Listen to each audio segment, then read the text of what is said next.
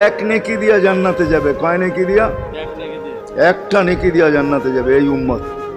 অন্য উম্মতের কথা জানি না আমি, এই উম্মত এক নেকি দিয়া জান্নাতে যাবে।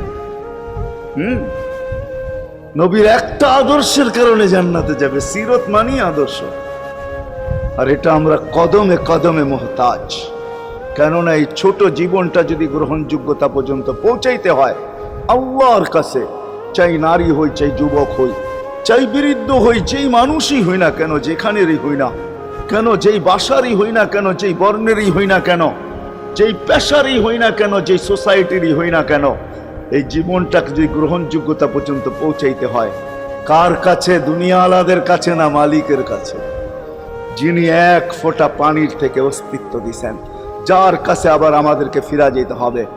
পালানোর কোনো সুযোগ নাই। এই জন্যই কোরআন আমাদেরকে বোঝায় আইনাল মাফার। আল্লাহ বলতেছে কোথায় ভাগবে তুমি, বলো কোথায় ভাগবে? কবির কথাই সত্য, যদিও নাকি পালাও তুমি আকাশেতে লাগিয়ে সিঁড়ি, সিঁড়ি লাগাও যদি আকাশে চলে যাও, তো আল্লাহ বলে তোমার বাগার কোনো সুযোগ নাই। কেননা ইল্লা বি সুলতান, ওইখানেও আমার রাজত্ব, এইখানেও আমার রাজত্ব, ডাইনো আমার রাজত্ব, বামে আগে পিছে উপরে নিচে সর্বত্র আমার রাজত্ব। আমার রাজত্বের বাহিরে যাওয়ার ক্ষমতা তোমাদের নাই। দ্বিতীয় কথা এটো, আইনা আনা মাআকুম আইনা মা কুনতুম, যেখানে যাবে ওইখানে আমি সঙ্গে থাকব, আমাকে দূর করতে পারবে না। যদি করো তাহলে তুমি থাকবে না, তোমার অস্তিত্বই থাকবে না। কেন আমাদের ভিতরে আল্লাহ নাই বটে, কিন্তু আল্লাহর একটা পাওয়ার আছে যেটাকে রূহ বলে। কুলির রূহ মিন আমরি রব্বি, আল্লাহর একটা পাওয়ার, একটা সিফত, সবচেয়ে শক্তিশালী পাওয়ার যেটা, ওটা আমাদের ভিতরে আল্লাহ ঢুকায় রাখছেন, যেটাকে আমরা রূহ বলি। কোরআনের ভাষায় রূহ বলে, বাংলা ভাষায় আত্মা বলে। যেটাকে আমরা আত্মা বলি ওটা আল্লাহর হুকুম ছাড়া কিছু না। আল্লাহ বলে ওটা মনে করে নাও আমি তোমার ভিতরে আছি, কেন এটা আমারই জিনিস। কুলির রূহ মিন আমরি রব্বি, আমাকে পৃথক করলে আর তুমি থাকবে না।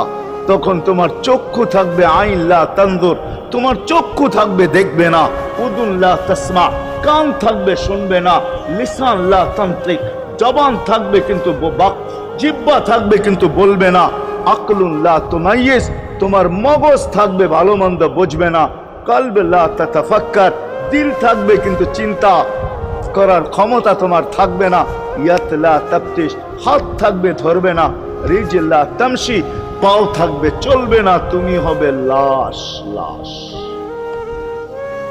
ওই আল্লাহ পর্যন্ত যদি গ্রহণযোগ্যতায় পৌঁছাইতে হয়, ওইখান থেকে বাহির হয়ে গেছি, ভালো তো বাসি কিন্তু আগেরটুকু জানি না।